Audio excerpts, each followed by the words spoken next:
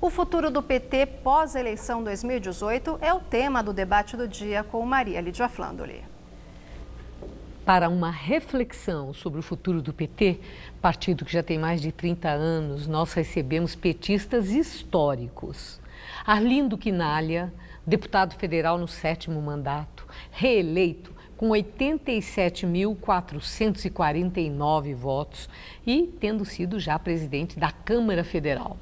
E também recebemos eu ia esquecendo que eu estava aqui pensando uma coisa. Arlindo Quinalha foi líder do governo no governo Lula, certo? E também líder do governo no governo Dilma. E também recebemos Paulo Fiorilo.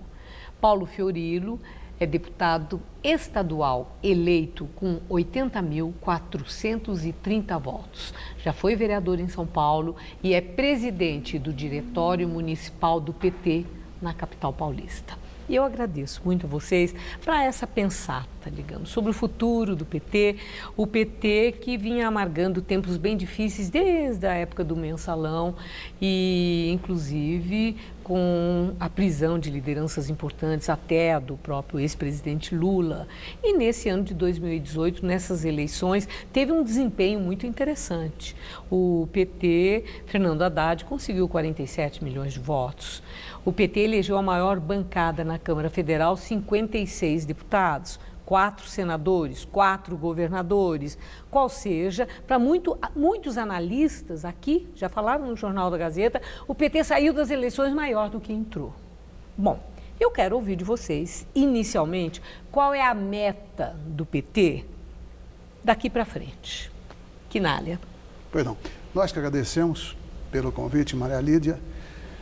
Primeiro que da nossa história, eu acho que a meta principal do PT é a gente, com esse resultado eleitoral, inclusive, cumprir com aquilo que nós defendemos como programa para o país. E temos um governo eleito que vai na contramão daquilo que a gente entende o que seja melhor. Tipo, acreditar que o mercado, por si só, vai dirigir um país, nós não acreditamos. Porque nos preocupa a privatização da Petrobras, do Banco do Brasil, da Caixa Econômica, do sistema Eletrobras, etc. Nós queremos lutar agora por emprego. Queremos impedir uma reforma da Previdência que vá penalizar aqueles que, dependendo da proposta que venha do governo, o trabalhador não consegue mais se aposentar. E assim sucessivamente. Então, eu acho que a melhor maneira que nós temos de fortalecer o PT deve ser consequência de um bom trabalho. Então, o PT não é um objetivo, o PT é um instrumento. Sim. Portanto, nós queremos cumprir com esses objetivos. Fiorilo. Bom, primeiro, agradecer aqui a possibilidade de estar com vocês, ao Arlindo, e dizer que o PT, como você já disse, sai das eleições com um resultado altamente positivo, apesar de todo o desgaste, ou a tentativa de desgaste, ao longo desses anos. E tem uma tarefa que o Arlindo já iniciou dizendo, nós temos que defender aquilo que nós apresentamos como nosso programa de governo, contra o que nós acreditamos que possa ser um retrocesso aos trabalhadores, aos mais pobres. A gente tem visto com preocupação, por exemplo, já a retirada dos médicos cubanos, declarações de pessoas que choraram ao ver o único médico da cidade ir embora. Isso é inadmissível. A gente vai enfrentar o debate aqui na cidade de São Paulo, de novo, da reforma da Previdência. A Câmara vai pautar agora em dezembro, próximo do final do ano, a possibilidade de fazer uma reforma que vai prejudicar os trabalhadores do município, os funcionários do município de São Paulo. A gente vai de novo enfrentar grandes manifestações. O papel do PT é estar sintonizado com as angústias daqueles que mais sofrem. Bom, agora aquela onda, houve uma onda antipetista muito consistente que conseguiu eleger o novo presidente da República. Vocês têm uma expectativa que, tendo passado a eleição, esses dias da transição, depois da posse, que essa onda antipetista vá refluir? Olha, nada na política, na minha opinião, acontece automaticamente. A própria rejeição ao PT foi trabalhada para que assim acontecesse. Muitos, inclusive na grande mídia, trabalharam de maneira contundente contra o PT, como não fizeram com nenhum outro partido. Sim, uma onda antipetista. Isso aí ficou muito claro, mas isso vai continuar? Então, eu estou dizendo, assim como a onda ela não foi natural, na minha opinião, nós temos que trabalhar para explicar, para convencer, exatamente para combater a onda antipetista. Porque o Bolsonaro, ele não apresentou uma reles de uma ideia programática. Ele dizia, eu sou contra tudo que está aí, e as pessoas acreditaram, e estimuladas, inclusive, por um impulsionamento ilegal na mídia. Agora, mas isso não é o principal, na minha opinião. O principal é que as pessoas acabaram acreditando que o Bolsonaro era contra o sistema. Não, o Bolsonaro é um dos principais representantes do sistema, o que é pior, o sistema rentista, financeiro. O Paulo Guedes está aí para não deixar ninguém mentir. Então, eu creio que na medida que o PT trabalhar com afinco, seriamente, que o Bolsonaro, digamos, não conseguir realizar aquilo que as pessoas imaginam, cada um por sua conta e risco, que ele deverá fazer, as pessoas vão repensar. E você mencionou, eu vou dar mais um dado, o PT terminou o primeiro turno com 31 milhões de votos. Ganhou 16 milhões, um pouco mais da metade do primeiro para o segundo turno. Então, uma grande parcela de pessoas, eu vou dar um exemplo majestático. O ex-presidente nacional do PSDB, Alberto Goldman, ex-governador do estado de São Paulo, ele declarou publicamente que, frente ao quadro, ele que não imaginava votar no PT, acabou votando no Fernando Haddad. Não é o único, mas estou dando um exemplo maior, porque as pessoas perceberam, então, que demonizar o PT não era o caminho melhor, mas aí uma parcela. Eu queria fazer uma intervenção, que é o seguinte, a onda antipetista não saiu do nada, não saiu da cabeça de pessoas que são o contrário ideológico do PT. Exatamente. Houve fatos reais que foram explorados, mas, quando eu falo fatos reais, é a própria insatisfação da população com as notícias de corrupção, envolvendo nomes muito importantes do PT. E aí, nessa situação, os adversários de vocês aproveitaram a onda para explorar o antipetismo, que era um sentimento que existiu. Estava lá, estava lá. Eu estou pondo no passado, eu não sei se é passado, eu estou perguntando se é passado. Se vai continuar assim, eu não sei, eu estou perguntando a vocês. Mas que este sentimento estava na sociedade, ele estava. O sucesso do Bolsonaro não saiu do nada, não é pela pessoa dele. Claro. Ele foi um intérprete, um protagonista, em cima de uma onda que já existia, que as pesquisas qualitativas mostravam, e trabalhou muito bem do ponto de vista político e faturou. É o presidente eleito do Brasil, inclusive dos 47 milhões que não votaram nele, achando bom ou ruim. Ele é o presidente. Sim.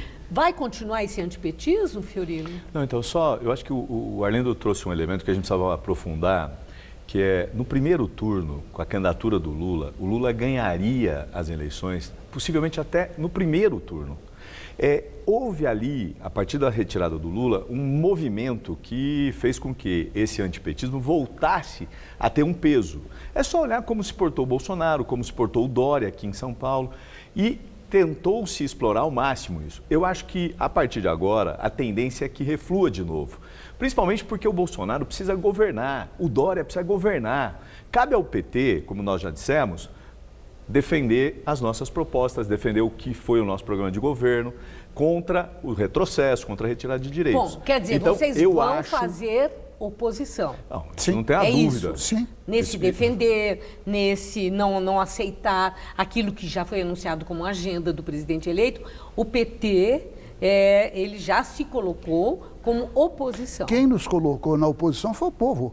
Como você disse com razão, diferentemente, isso não é o que você disse, o Bolsonaro foi eleito, ele é o presidente do país. Diferentemente do que ele dizia, que se ele perdesse era fraude, nós acatamos o resultado.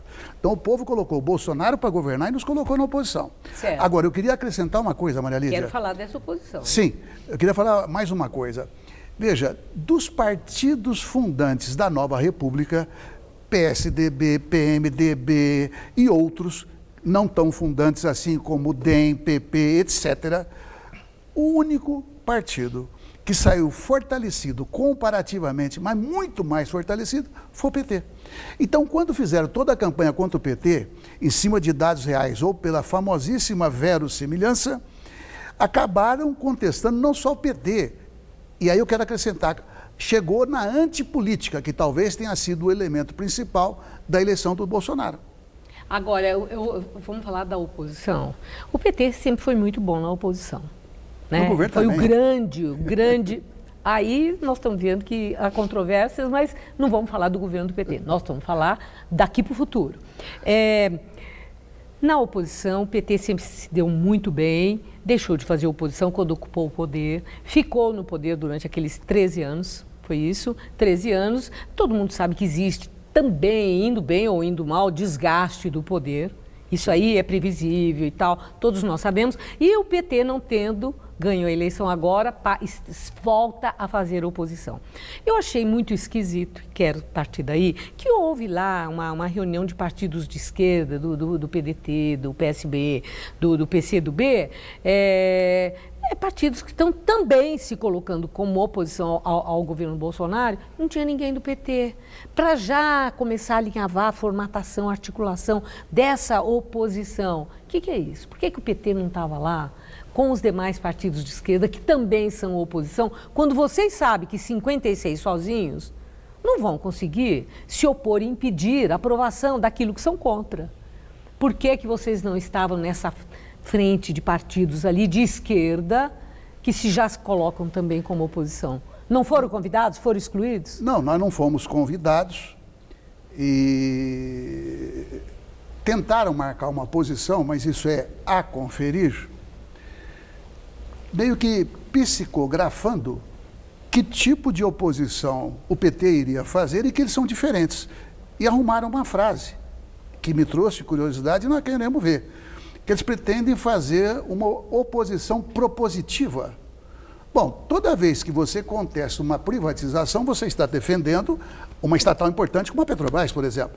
Se é isso, eles não terão diferença com a gente. Se é outra coisa, talvez eles incorram, espero que não aconteça, evidentemente, numa atitude que, por isso que eu digo... Bom, já começa a oposição com um racha.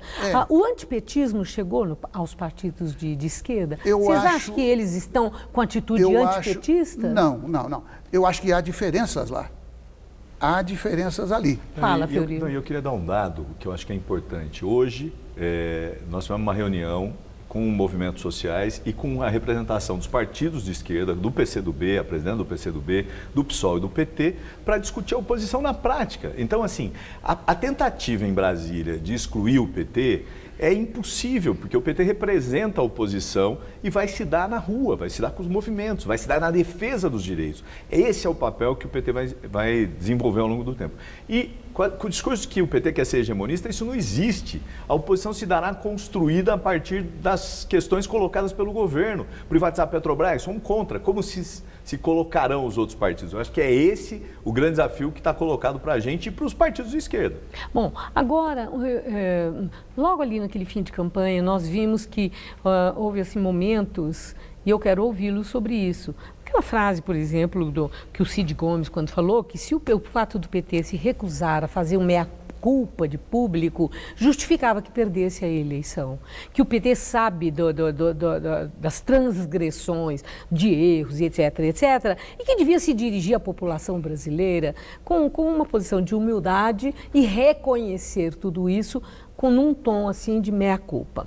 E pouco depois, o Mano Brown veio com aquela conversa também lá no Rio de Janeiro, em que ele falou que o PT tinha que se voltar para aquela multidão que não estava com ele, que não podia se afastar de tanta gente e reconquistá-los ou conquistá-los.